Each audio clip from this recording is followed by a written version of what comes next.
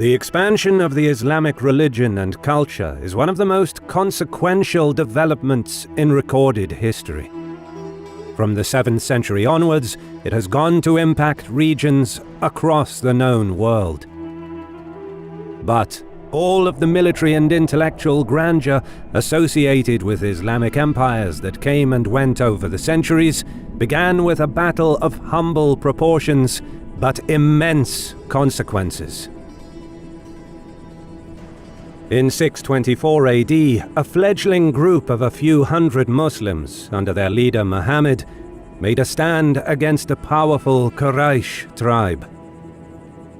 In the dry, arid valley of Badr in western Arabia, the Muslims arrayed for battle, putting their faith in a man who claimed to be the prophet of a new monotheistic religion.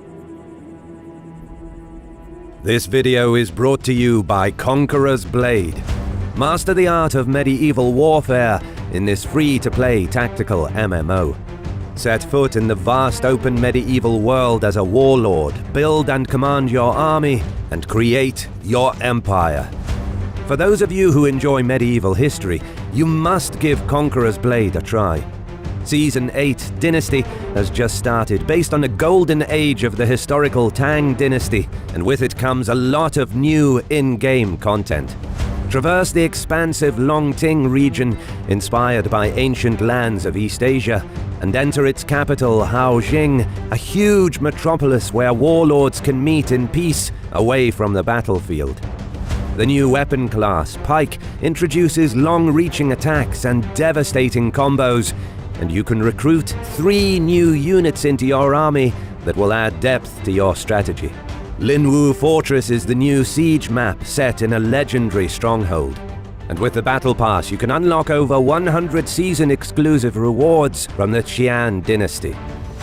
Click the link in the description to play Season 8 and enjoy a free 7-day premium account, including 30% boost to earned hero and unit XP, bronze coins, and honor, as well as additional vault keys for the completion of weekly quests.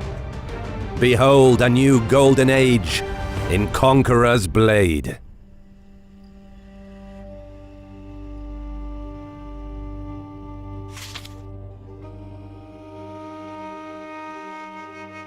In the year 610 AD, a 40-year-old merchant by the name of Muhammad was sitting in a cave outside of the city of Mecca, where he regularly went to meditate.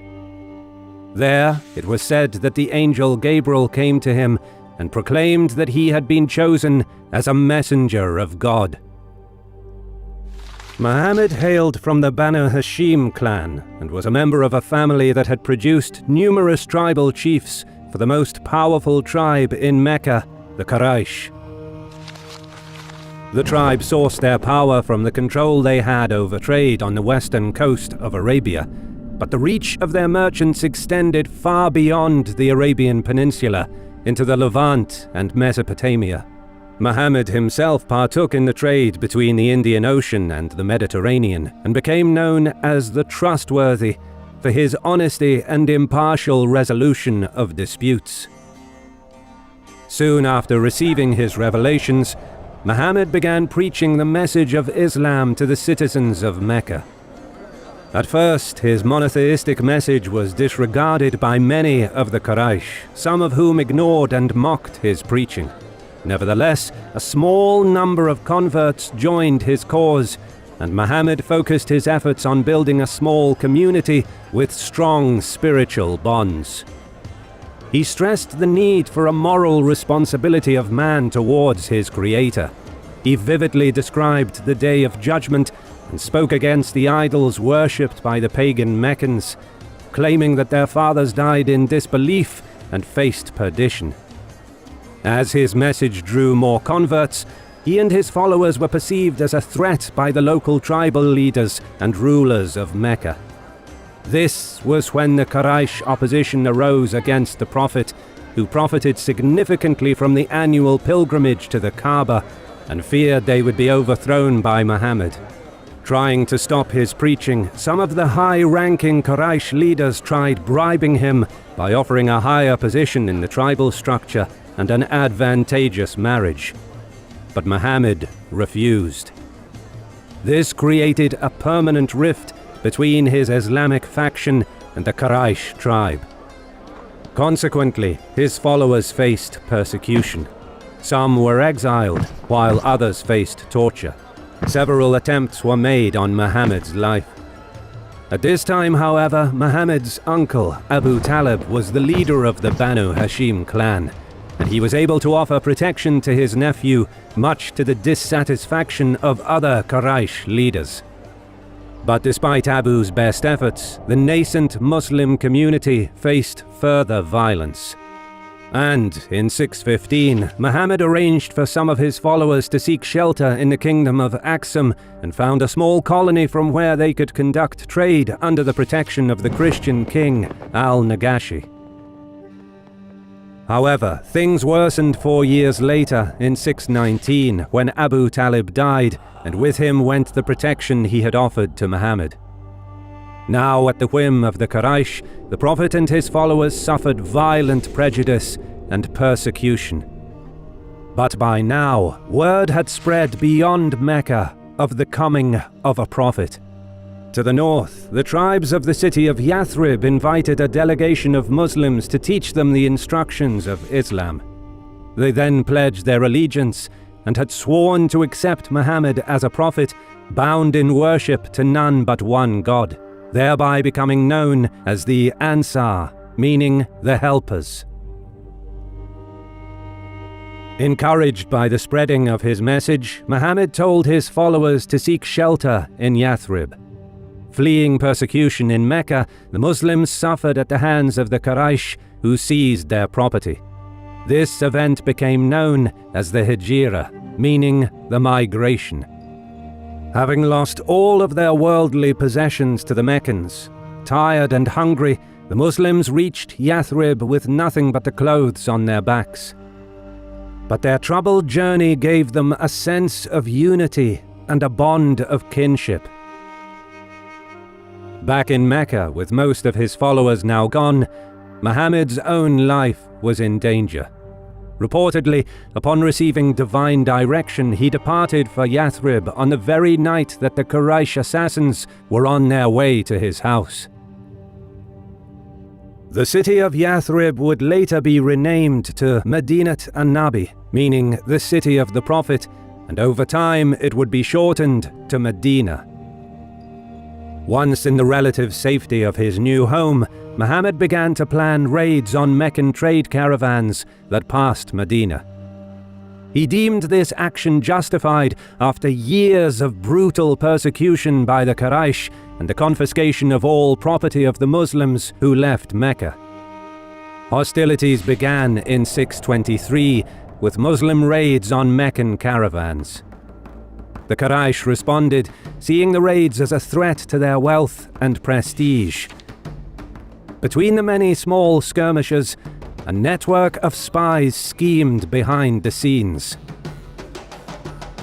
In early 624, Muhammad's scouts reported that a large trade caravan bound for Syria had left Mecca, led by a leading man of the Quraysh, Abu Sufyan, a sworn enemy of Muhammad. The Muslims mobilized a force of some 313 to intercept the Meccans in the narrow valley of Badr. However, Abu Sufyan had spies of his own. While en route, he learned of Muhammad's movements and had diverted the caravan from the main road leading to Syria and headed along the coast of the Red Sea, thereby bypassing the Muslim ambush. Muhammad returned with his host back to Medina, but his scouts soon picked up Abu Sufyan's trail and followed him north. Weeks later, the Meccan caravan conducted their business in Jerusalem, Damascus, and other major cities in the area before making their way back south towards Arabia. Muslim scouts observed that the caravan carried vast riches and rode ahead to Medina to relay the news. But again, Abu Sufyan was prepared. Unbeknownst to the Muslim patrols, he posted his own scouts on the main roads leading south, who had spotted their movements. He now knew that Muhammad was coming. This time, the Muslims sought to intercept the Meccans further north before they diverted their route away from the road to Syria. But once more, Abu Sufyan sensed danger. He diverted the caravan from the main road, but this time took a different, unknown path. He dispatched his fastest rider ahead to seek help from Mecca. The caravan had some 40 armed guards, not enough to protect against the Muslim host. Worse, on the return journey they were slowed down by the many goods and riches, and Abu Sufyan feared he would not be able to evade Muhammad as easily as the last time. In his mind, he needed help fast. Once the rider approached Mecca, he tore his shirt and cut his camel in a few places to raise the sense of urgency in the minds of the Quraysh. He cried out for help, telling the tribal leaders that the caravan is about to be attacked and their wealth looted. Since most of the Quraysh had a share in the caravan, this exaggerated report had an immediate effect. Around 1,300 mobilized and swiftly moved north. In the meantime, Muhammad realized that the caravan had again evaded him, and he marshaled his host south, expecting to locate Abu Sufyan somewhere along the main road that connects Arabia to Syria. However, by this time, the caravan was beyond the reach of the Muslims. Abu Sufyan sent another messenger to report that they were safe. Upon receiving the news, the Meccan army was pleased that their wealth was secure and were eager to turn back. But Amr ibn Hisham, one of the prominent Quraysh chiefs and perhaps the main leader in opposition to Islam, refused to withdraw. In his mind, if they returned home, Meccan prestige would suffer. Furthermore, he argued that Muhammad, with his host of around 300, was expecting to fight a merchant caravan, not 1,300 warriors. Now was the time to catch him by surprise and hunt him down. Most of the clan leaders agreed, but some 300 warriors weren't persuaded and had turned back, while the remaining 1,000 Quraysh pushed on. Meanwhile, marching south along the main road, the Muslim army encamped in the valley of Badr. As the evening drew to a close, a heavy rain brought much relief to the men, exhausted by the long trek. During the night, a messenger arrived, carrying news that the Meccan army is coming. Muhammad and his companions sat around a fire, contemplating their next move. With the Prophet were his top lieutenants, including Hamza and future caliphs Abu Bakr, Umar, and Ali. He saw the worry on their faces. But then Miqdad, one of the Meccan companions, spoke, urging Muhammad to follow what Allah commands, pledging he will fight alongside the Prophet. Sa'd, a leader from Medina, exclaimed that he would follow Muhammad even into the depths of the sea. The Prophet then uttered to his companions, "I can see the death of those disbelievers."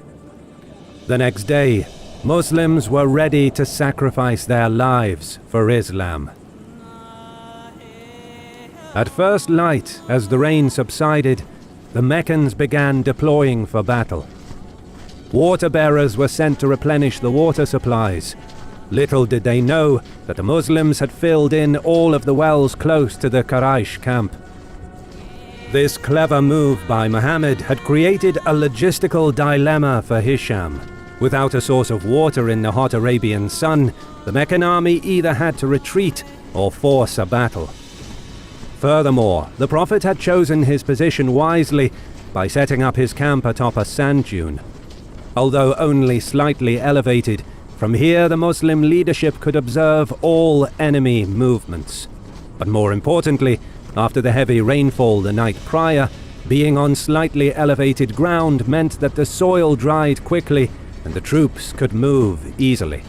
In contrast, the water runoff carried a deluge of sand, dirt, and dust from the surrounding rocky outcrops, down into the valley, covering the ground around the Meccan position in wet silt. With his camp and army stuck in muddy conditions, and with no water reserves to rely upon, Hisham was outmaneuvered.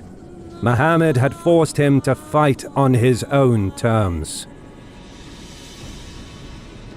Aware of his numerical inferiority, the Prophet had arrayed just over 300 of his warriors in 3 lines along the narrowest point in the valley. His host was mostly infantry, with only 2 horses and 70 camels. In stark contrast, Hisham commanded some 1,000 men, including 100 horses and some 170 camels.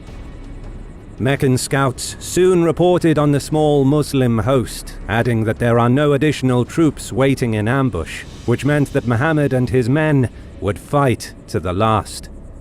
This discouraged some of the Meccan troops, as Arab battles of that period were normally low-casualty affairs. But Hisham quashed any dissent, appealing to the Quraysh sense of honor. Then, out from the Meccan ranks came a warrior, Aswad, swearing that he would drink from the well near the Muslim camp or die for it. Accepting the challenge, Hamza, one of Muhammad's uncles, stepped forward. As the two began fighting, Hamza dealt a blow to Aswad's leg, before quickly striking again to finish him off. Enraged, 3 prominent Quraysh noblemen, Utbah, known for his skill and ferocity, his brother Shayba, and his son Al-Walid, came forth from the Meccan line, clad in armor and wearing shields. On the Muslim side, 3 Ansar from Medina answered the challenge. But the Quraysh refused to fight them. Their quarrel was not with them, they said, but with the Muhajirun, the first converts to Islam. They wanted to fight Muhammad's kin and his closest advisors. Muhammad's uncle Hamza stepped out once more. So did his cousins Ubaidah and Ali. With his first thrust, Ali cut down Al-Walid. Seconds later, Hamza got the best of Shayba. However, Ubaidah was mortally wounded in the duel, his leg severed at the knee.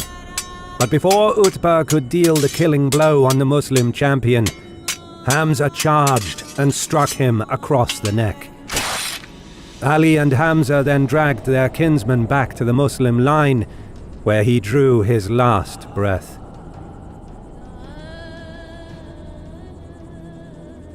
Angered with the poor showing in the duels, Hisham decided to put the Meccan strength in numbers to use by advancing on the Muslim line. Muhammad stood in the front ranks with the men, surrounded by his closest companions. The first Muslim line lowered their spears and shields, forming a phalanx-like formation. The first Meccan wave was the fiercest. Quraysh cavalry attempted to break through the flanks, while Muhammad's outnumbered center gave ground. But they managed to absorb the shock of the Quraysh charge, and the Prophet sent reinforcements to the flanks to prevent a possible breakthrough. As the stalemate dragged on, exhaustion took hold, and a brief lull in the fighting offered respite to the two armies. Knowing he outnumbered the Muslims 3-1, Hisham ordered the Meccans forward for a second time, eager to grind down Muhammad's host.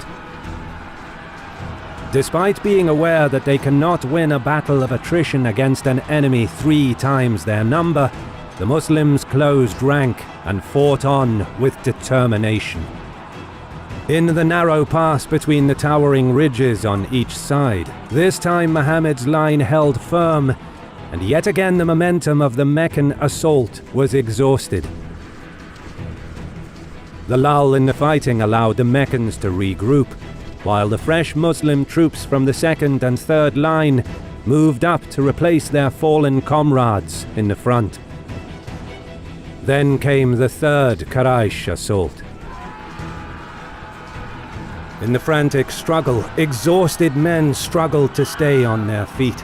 The fighting swayed back and forth as warriors fell to swords and spears.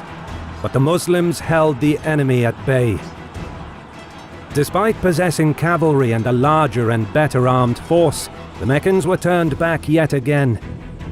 Sensing that the enemy's will to fight was broken, Muhammad signaled to his faithful to ready their arms and charge the Meccans.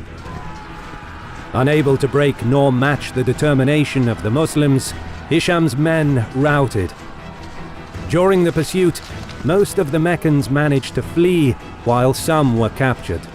The symbolic end to the encounter came when Hisham's head was brought before the Prophet, who gazed upon his former pagan enemy and said, "This is the Pharaoh of this nation." While a single battle did not earn Muhammad a reputation of a conqueror, this was his first major victory.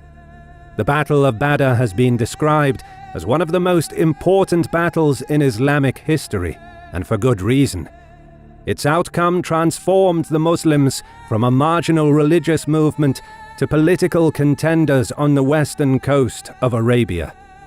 Muhammad's position and authority was solidified in Medina, giving him the wherewithal to undermine his opponents within the city-state. At the same time, the power and influence of the Quraysh of Mecca was significantly reduced. But Abu Sufyan would continue the fight against Islam, and the Battle of Badr would be the start of a 6-year-long war between the Muslims and the Quraysh. Big thanks to Hikmah History for doing the research and writing for this video. If you want to learn more about the history of the Islamic world, go check out his channel and give him the credit that he deserves. Link is in the description. Thank you so much for watching. If you enjoyed the video, give it a like. If not, a dislike, and leave a comment as a sacrifice to the algorithm. And we'll see you on the battlefield in the next one.